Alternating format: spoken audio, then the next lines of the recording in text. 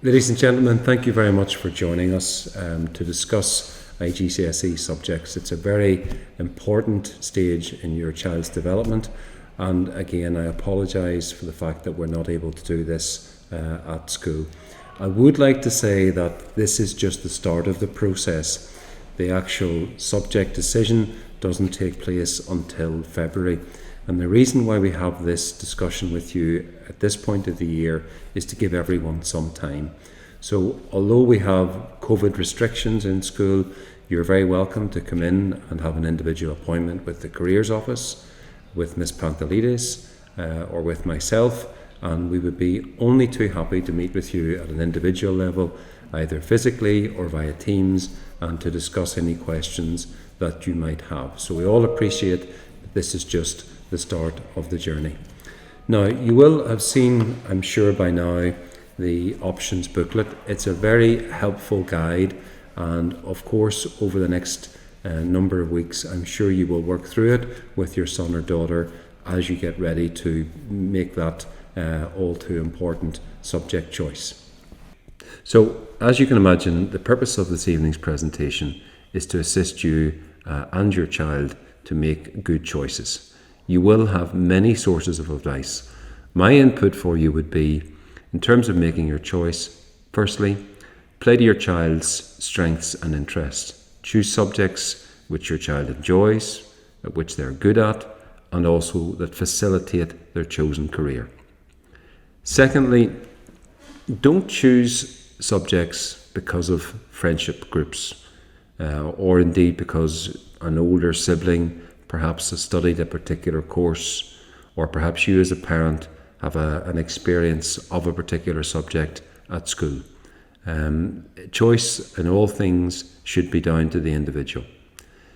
Thirdly, recognise that the landscape that your son or daughter is going to work in is now very different, not just post-pandemic, but perhaps most importantly in a school and an educational context.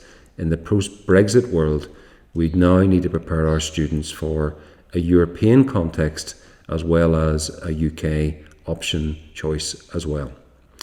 As I mentioned earlier, this event is online because of current COVID restrictions, but I very much feel that careers and career choices and subject choices are individual, and the best way to address those is through an individual conversation. So please take that invitation as it's meant, and we do hope to see you at an individual level, either personally or online. And tonight, as I mentioned, is very much about how we can support your child, things that you can consider, to give you a little bit more information about the GCSE years, why they're so important, to mention some aspects around the transferable skills, how the Careers Office will help you and your child, and a little bit also about the process and some of the dates. Good evening, my name is Ursula Pantelides, and I am the Senior Assistant Head in charge of the curriculum and the options process. So, the compulsory subjects in years 4 and 5. We have English language, we have English literature, we have maths, and we have Greek or Turkish. We also have religious instruction or religious education, and we have PE, physical education, and personal, social, health and citizenship education, PSHCE. These are compulsory aspects of the curriculum, but in terms of IGCSEs, the compulsory ones are as listed at the top of this slide, that is, English language, English literature, maths, and Greek or Turkish. Students will be able to choose 5 additional optional subjects. There are some restrictions to this, and these are necessary so that students have a broad and balanced curriculum, one that will offer them the flexibility when choosing their A-levels and their universities, and also in terms of future career and job placement matters. So, the optional subjects, students choose 5 subjects. They must choose one of what are known as the humanities subjects, that is, economics, geography, or history. They must choose at least one of biology, chemistry, or physics. So every child has at least one humanity and at least one science in their options. And then they have another 3 choices. They must choose at least one of what we call the creative subjects, which includes art and design, classical Greek, computer studies, design and technology, French, German or Spanish, global perspectives, music, physical education, this is as an academic subject, religious education, or Greek language for Turkish speakers, or Turkish language for Greek speakers. I have to clarify at this point that with the Greek language program, students will already be assigned Greek for native speakers or Greek for non-native speakers, and that's a different part of their curriculum. The subjects listed here at the end of this list are specifically as extra language options for those Turkish speakers, for example, who want to study Greek in addition to Turkish, or those Greek speakers or other language speakers who wish to study Turkish as an additional subject. Just something important to mention at this point, and that's modern foreign languages. Given the changing tertiary education context post-Brexit, which the headmaster mentioned, and changing employment patterns, it's becoming increasingly important to have another language other than English and other than one's native tongue. Therefore, we strongly recommend that students complete a qualification in a modern foreign language to at least IGCSE or, on the European Framework of Languages level, B1 level. At present at the school we offer German, French or Spanish. So a little bit more and to summarise about the IGCSE years. The IGCSE programme in years 4 and 5 is made up of 9 subjects which the students will sit as IGCSEs or GCSEs. IGCSEs are basically the international version of the GCSE, but in essence both of them are very, very similar, and there's no tangible difference between the 2 qualifications. Universities accept them as perfectly interchangeable. Each GCE or IGCSE course is 2 years. Most IGCSEs will be taken at the end of year 5.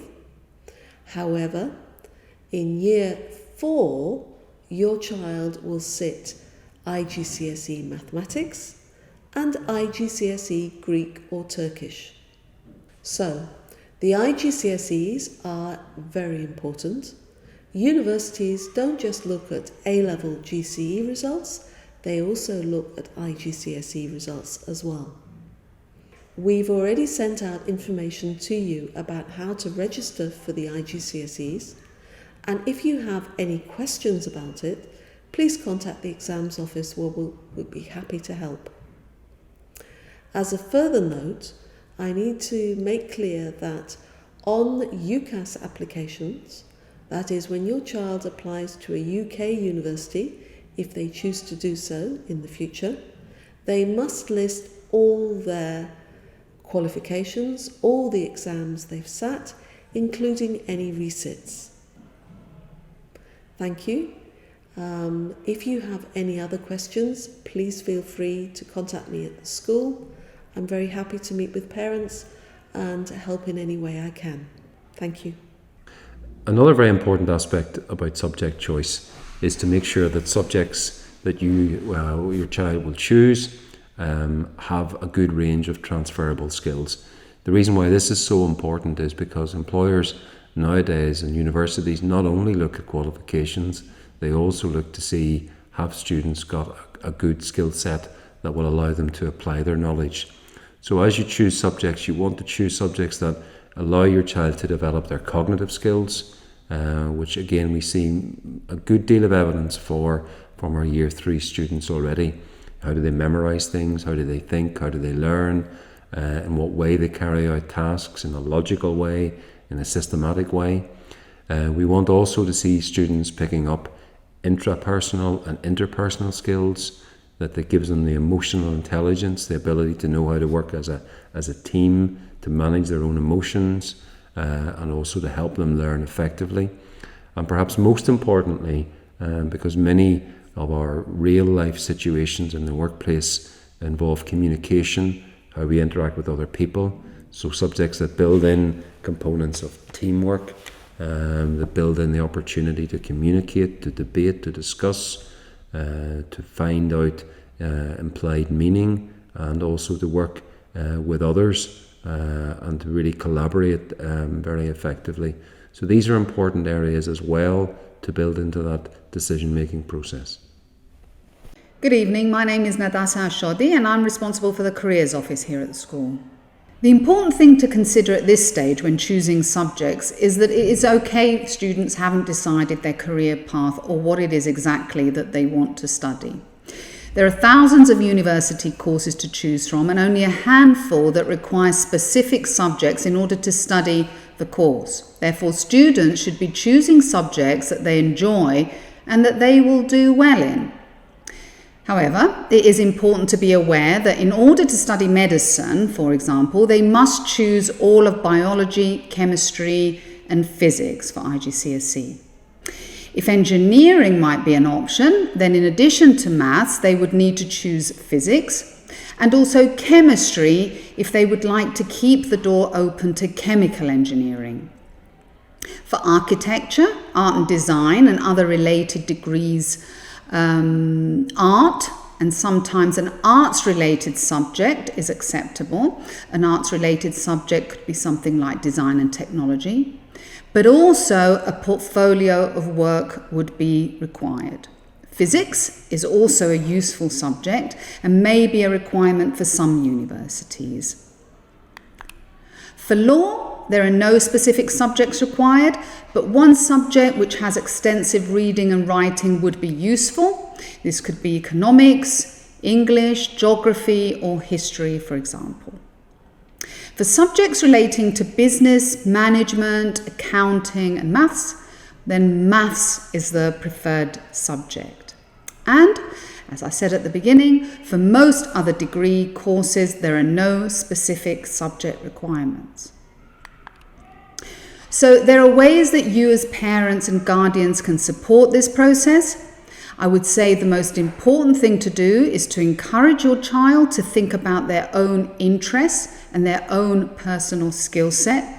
What do you enjoy and what are you good at are important questions to ask, as ultimately choosing subjects based on this will help them achieve better grades and they'll also enjoy studying these subjects. Encourage them to speak with their teachers and to ask questions about the topics that they'll be studying during those 2 years of the IGCSE course. To ask specific questions about the structure of the course. Does it have coursework? How much coursework?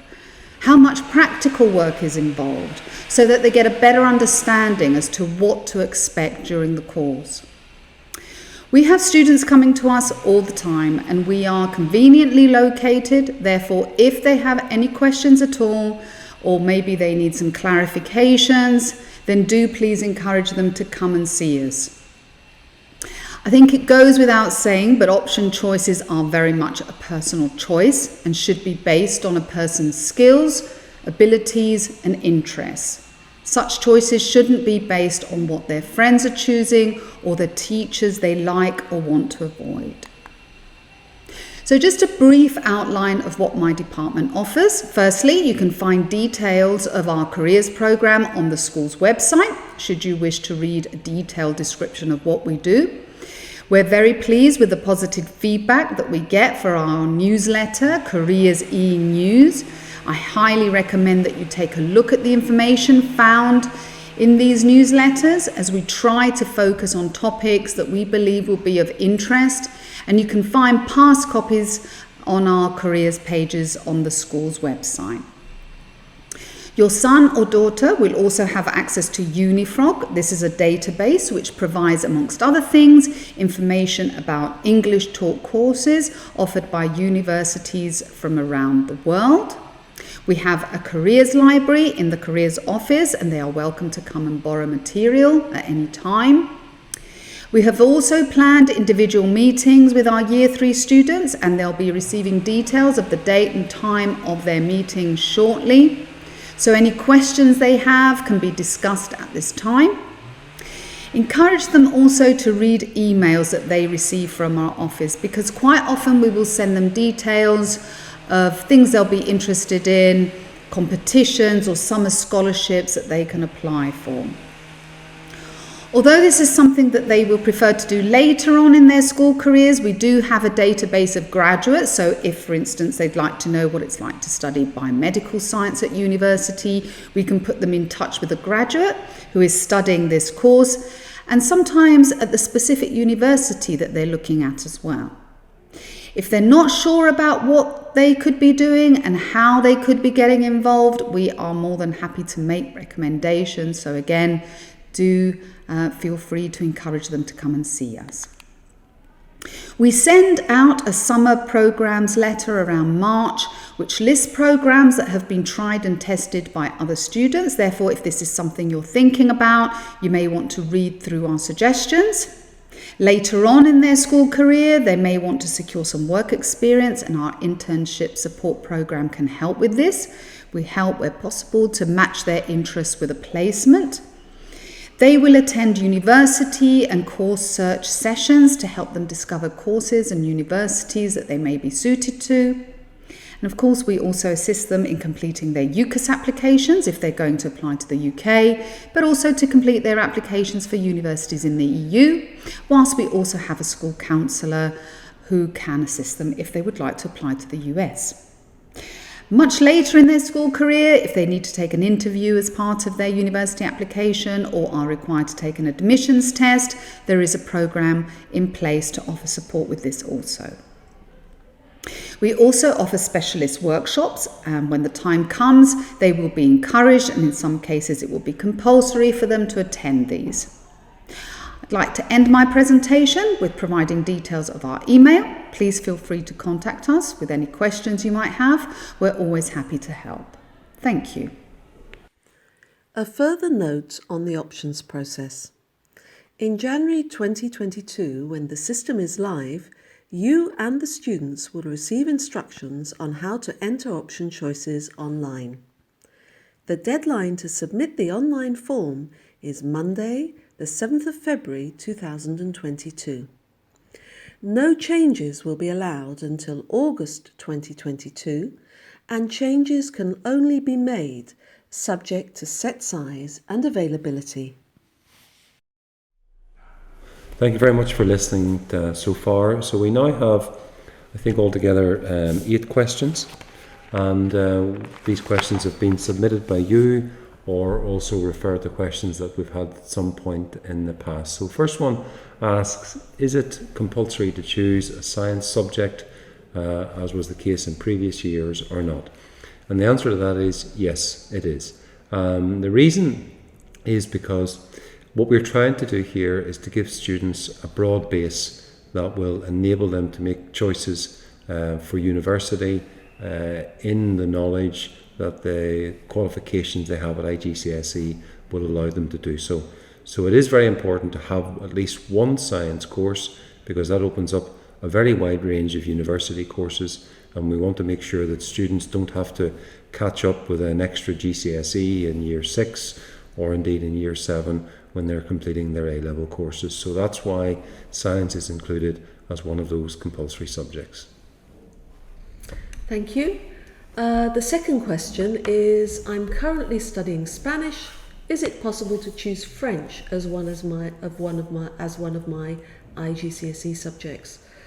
Well, the simple answer is it is possible, but it depends on how much Spanish you have. Obviously, you do 2 years preparatory Spanish, French or German at the school. It may be that you've done one of these languages outside school. In the case where you haven't studied, for example, French at school for the past 2 years, it would be necessary for you to sit an assessment test with the head of modern languages, who would assess whether you would be able to enter year 4 without having done the preparation course at school. So that's the simple answer for that one. Okay, third question, would it be beneficial to take an additional subject outside the school curriculum? The answer to that is probably based on how universities look at IGCSEs. And even for the most competitive courses, what the universities tend to do is they look at the 9 best IGCSE grades. So having an additional range of GCSEs is really of no particular benefit in terms of university interest. If a student does have a particular interest in a subject which maybe isn't on the school curriculum, some of which we've mentioned before, and it's something that they want to do by way of broadening their own horizons or their own experience, that's probably beneficial in the same way as pursuit of any interest, whether it's drama or sport or some other creative endeavour, is of benefit to students, because universities not only look at academic qualifications, they also look at a personal statement, and within that personal statement they want to see a breadth of experiences. And particularly with universities, in other countries apart from the UK, the focus can very much be on not early specialisation but a much broader range.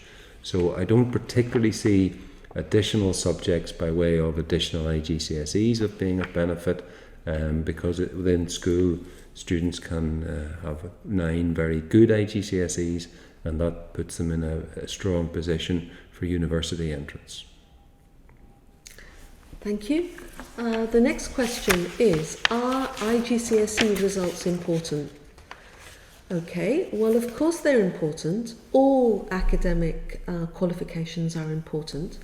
However, at our school, they're also important because we base the Apollodirion prediction in year 7 on a student's IGCSE performance. Therefore, the higher the grades in the IGCSE, the higher the predictions will be. Having said that, of course, not everybody can get A stars, and not everybody is going to get all 8s or 9s. And I think it's important to keep things in proportion and consider that there are many, many tertiary education opportunities available, and a good set of results from our school will enable you to enter many, many courses and many, many universities in the world. Thank you very much. So moving now to question 5, which is an increasingly important aspect of student choice around foreign language at IGCSE level. So the answer to this question very much lies in future direction.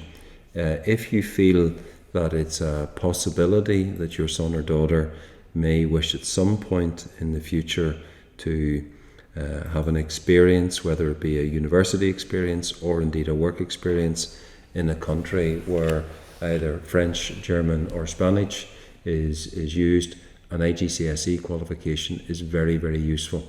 It's also very useful in terms of understanding other cultures, understanding their own language that little bit better, and seeing links in terms of linguistic development.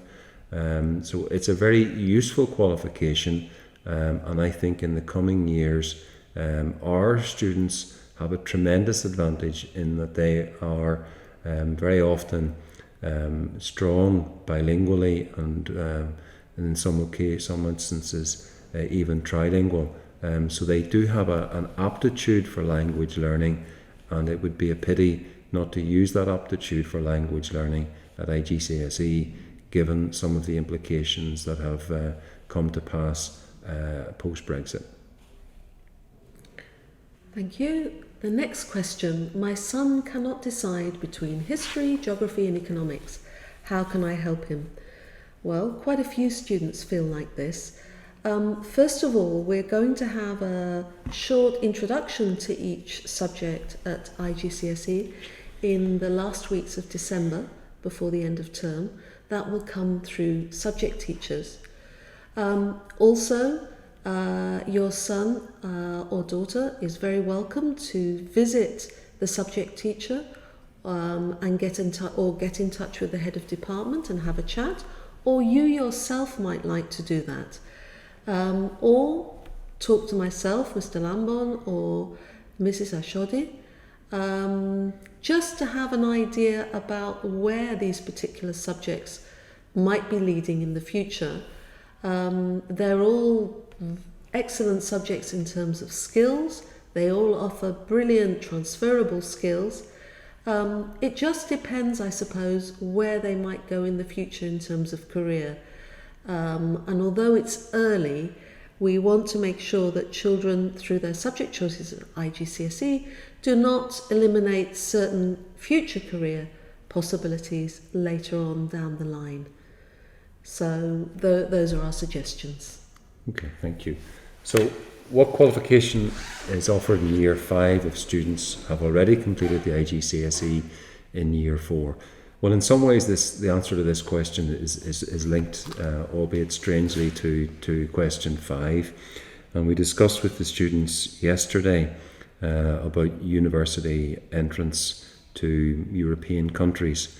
And for most European countries, mathematics A-level is a prerequisite.